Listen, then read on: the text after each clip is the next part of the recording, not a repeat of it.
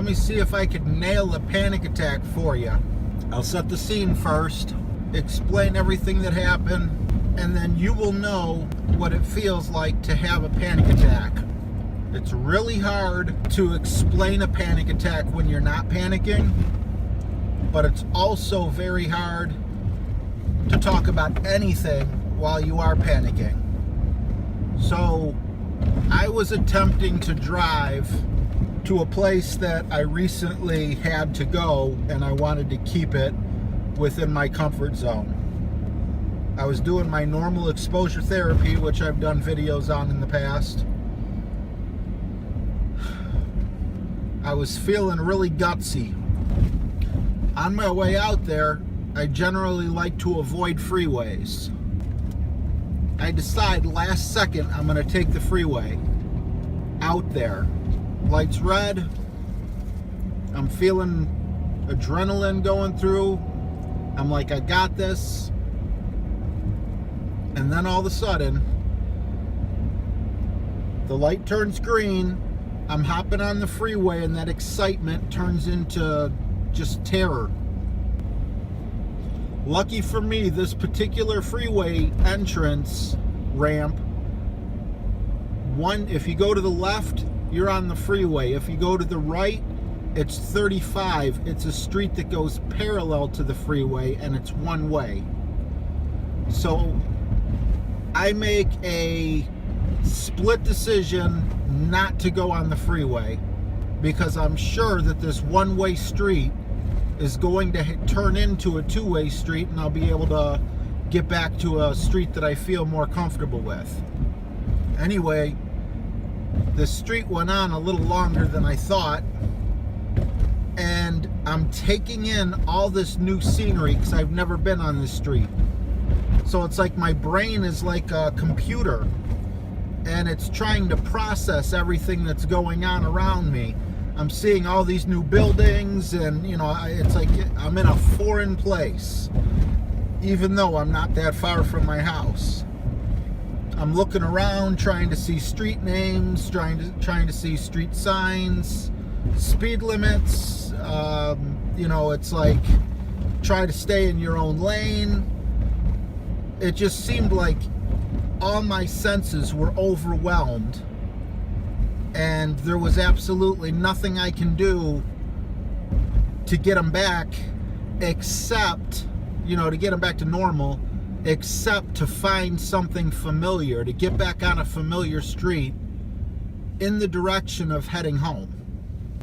So everything's flying by in my brain at, you know, 1,000 miles an hour, or whatever you want to call it, whatever it feels like. And you know, I'm fumbling with my phone trying to get the GPS to give me coordinates to get me back home. Can't see street names. Nothing's going right. But at the same time that my brain is trying to process everything so quickly, and it's like there's no spot for it in my brain. It's kind of like rejected or whatever. Like, can you compute? Is what I'm telling my brain, and my brain saying, no, I cannot compute. Everything is foreign. You have to get back to a normal street.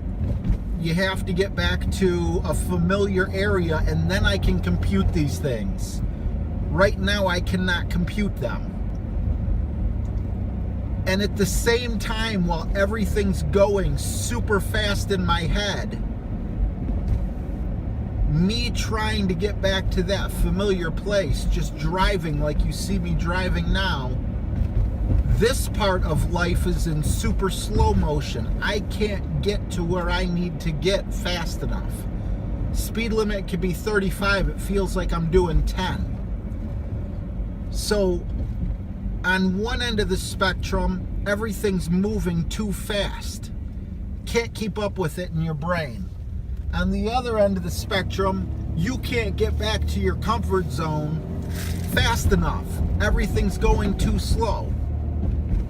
So it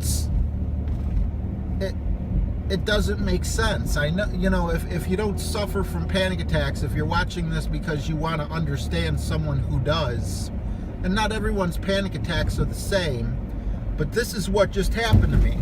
So I got the GPS to work, and I saw that I was less than a mile away from a street that I was familiar with. My brain starts slowing down the part that was going way too fast, the part that I could not compute. Also, I noticed this street that was really close, all of a sudden it felt like I was doing the speed limit again, so things started to equalize. Everything was starting to get back to normal. If you would have asked me a question, if someone would have called, if a cop would have pulled me over and had 20 questions for me, he would have thought I was drunk or stoned. And I don't drink and I don't do drugs, but that's just how your mind works during a panic attack. However, the story has a good ending. As soon as I seen where the street was taking me to, I saw that I didn't really go too far from the route that I wanted to originally take to try to get to this place that I went to before that I haven't been to in a while. So instead of going home, I turned the opposite direction, and I still went to where I needed to go, despite just having that panic attack. And it was not easy, and that's why it was worth it. Everything inside of me was telling me, you need to go home. And I was like, no, I need to make sure that I keep my territory.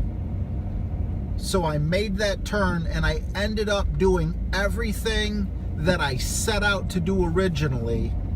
I just didn't make the stupid mistake of taking the freeway.